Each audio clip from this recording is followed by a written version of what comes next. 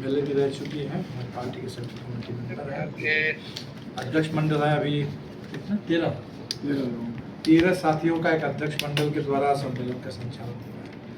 विश्वनाथ जी दरभंगा के सचिव तो है ही, बाकी अभी सम्मेलन चल रहा है, इसलिए बहुत कुछ कहना तो आप लोग हम लोग बाद में खींच लेंगे। 3 साल बाद हमारा राज्य सम्मेलन होता है।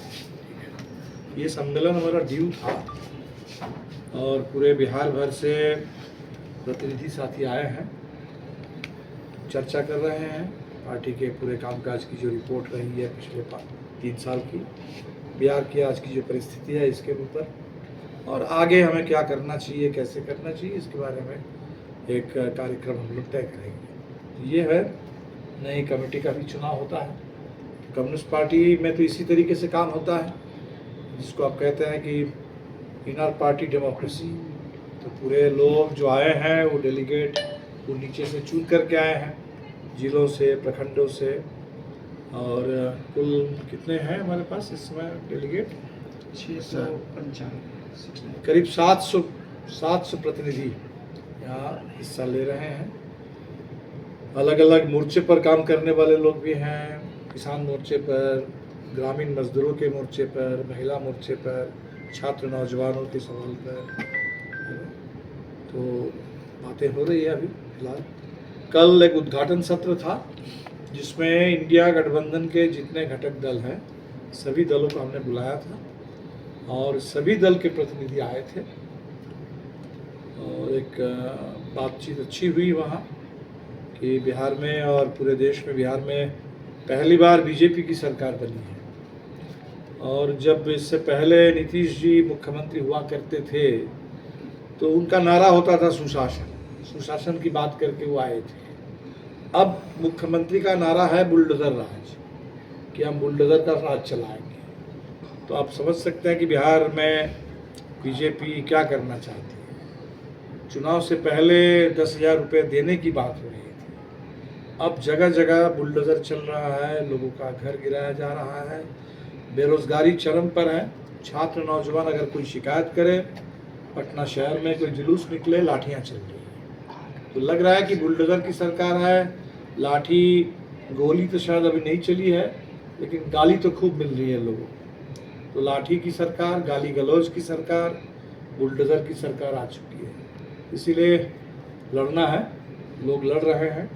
और जिस तरह से नीतीश जी ने, एक ज़माने में नीतीश जी ने भरोसा दिया था लोगों को कि हम पूरे बिहार के जो सामाजिक न्याय का आंदोलन है उस आंदोलन के प्रतिनिधि हैं, और बीजेपी के साथ अगर गठबंधन है भी, लेकिन सांप्रदायिकता के सवाल पर कहीं कोई समझौता नहीं होगा, भ्रष्टाचार पर समझौता नहीं होगा, अपराध के सवाल पर कोई समझौता नहीं होगा।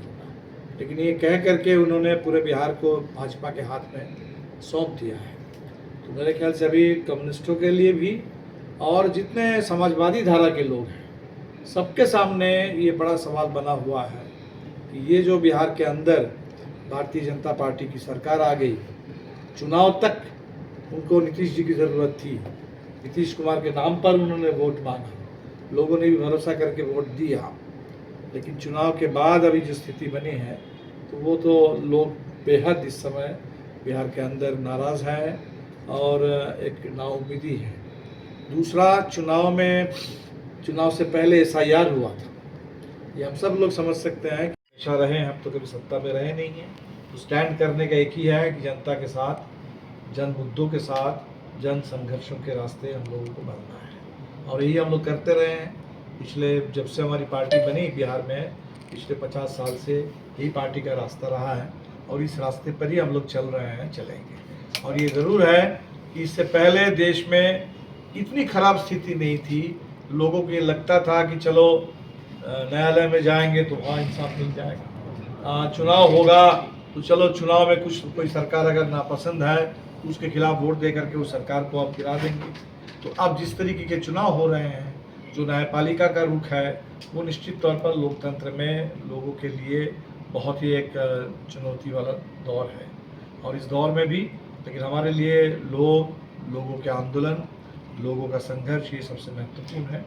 क्या देखते हैं बीजेपी को रोकने के लिए इस देश में आंदोलन के अलावा जिसके बारे में हमने कहा कि देश को अब आज़ादी चाहिए, भारतीय जनता पार्टी के इस शासन से जो तानाशाही है, इससे लोकशाही के लिए एक आज़ादी जैसा एक आंदोलन चाहिए। तो वो तो सिर्फ माले का अपना नहीं है, वो तमाम हर तबके के लोगों के सामने बड़ा सवाल है, पूरे देश के तमाम विचारधारा के लोगों के सामने सवाल है। लोग सोचेंगे, जहाँ तक आपने पूछा कि भाई वामपंथी इतनी मेहनत करते हैं और वो मेहनत चुनाव में उसका परिणाम नहीं दिखता है, ऐसा रहेगा, लेकिन इससे हमारे मेहनत में कोई कमी नहीं आने वाली है। हम वो ऐसे लोग नहीं हैं कि चुनाव में कितनी सीटें हैं, कभी हमको 0 सीट भी मिल गई थी बिहार में, 2010 में हमारे पास एक भी सीट नहीं थी। इस बार भी ये हमें पता है कि हमें 2020 में जब 12 सीट मिली थी, हमें 13 लाख वोट मिले थे। इस बार हमें सिर्फ 2 सीट मिली, लेकिन वोट हमें मिले हैं 14 लाख से ज़्यादा।